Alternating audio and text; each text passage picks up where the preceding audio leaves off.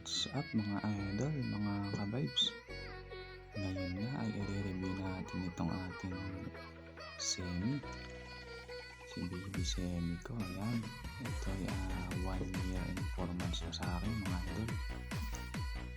Huling review ko nito, 5 months na tayo.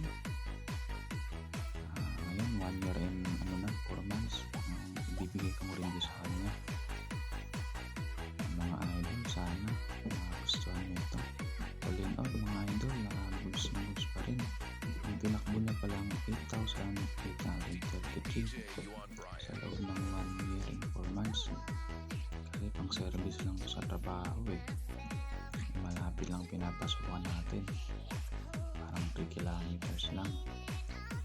Tapos ayan, hindi siya ganong gamit mga idol. Makikita nyo, makintab pa rin, pogi pa rin.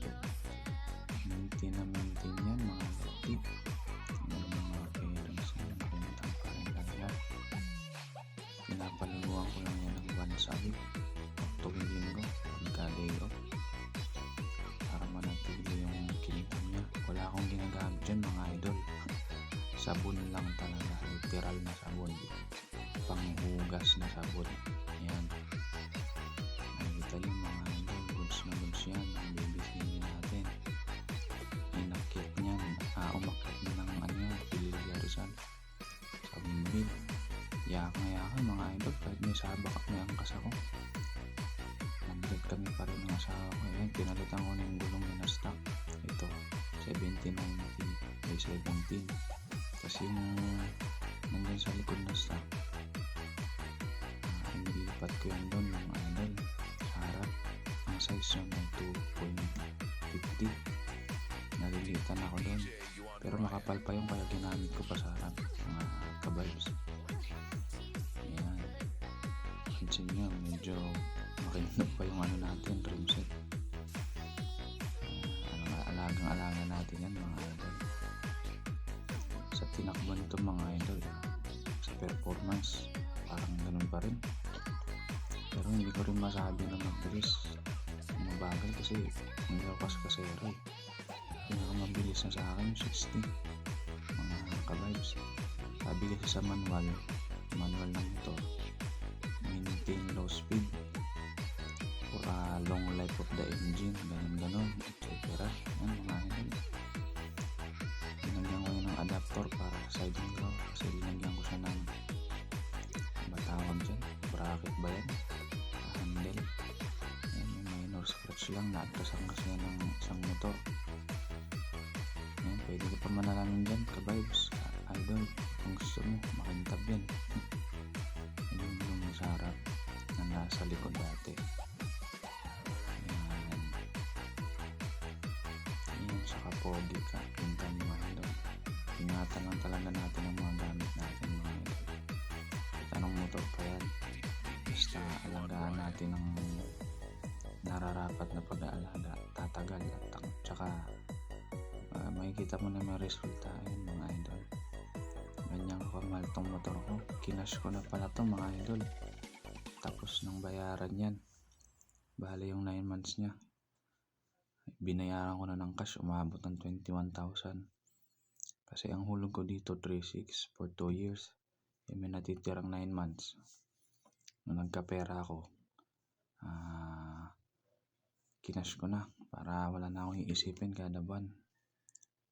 Pero panibagong utang yun, kasi inutang ko lang din yung pinangcash dito.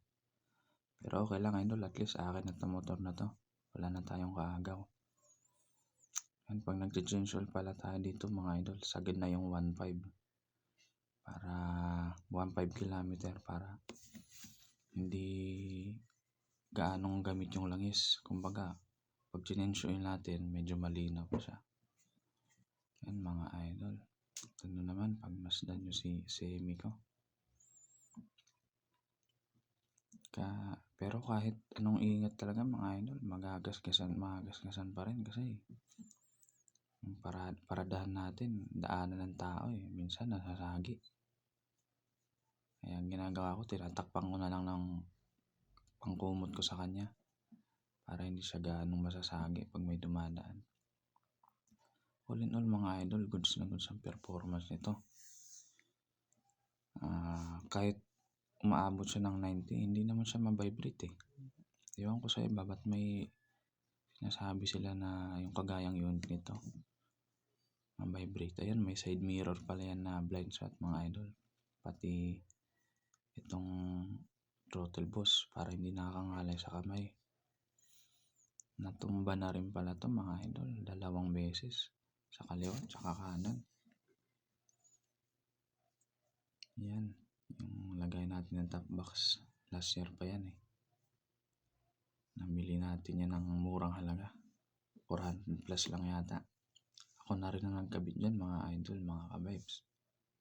Para hindi na natin papagawa sa mekaniko. Iwas bayad na rin. Ayan, may mga konting puti-puti lang yung panel gauge yan mga idol. Dahil sa sabon. At ito mga idol, na damage din to kasi anong nangyari dito? Sumabit yung itong baba niya. Ayan.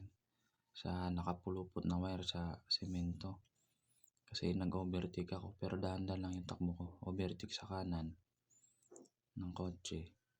Hindi ko alam, gabi kasi may nakapulupot palang wire doon. Ayan, sumabit yan. Nangyari dito yung impact niya. Yan, sa area na yan. Nabaklas, tas natanggal, nabasag yung parang tornilyuhan dyan. Kaya ayan, tanggal-tanggal na siya. Pero okay lang dahil armor of God tayo. Medyo minor injury lang. Minor damage lang. Salamat sa Diyos. Yan, hindi ko pa napalitan mga caliper niyan mga idol. Pati dun sa likod yung brake shoe. Stuck yan lahat mga idol. Bukod sa gulong. Yan mga lodi. Pagmasdan nyo, may Superman pa yan. Lumilipad yan. Kahit 60 km lang ang takbo. Mga idol. Pala ko na nga rin to ipamags eh. Pag may pera. Kasi sabi nila mas popogi daw to pag nakamags. Tapos yung medyo lowered na shock. Saka na pag may pera. Ngayon medyo umaan pa lang tayo eh. Kasi puro gasto. Lang mga idol, sana nagustuhan yung review natin kay Semi. Ang date pala ngayon ay January 25, 2026. Ngayon ko lang siya na-review. Ayan mga idol, tumabingi o bumaliko yung brake lever nung natumba sa kanan. Kasi pag stand ko, hindi ko na primera, pinatay ko yung makina, yun umabante. Flat, ayun, tumumba pa kanan kasi umabante. Baga nawala ng balance. Pero okay lang, gumagana pa rin yan. Malakas pa rin yan mga idol. Kaya medyo ingat na talaga ako pag nag-i-stand ako ng side stand. Ay, nako. Mga idol, salamat sa panonood. Sana nagustuhan nyo. Salamat. Ingat.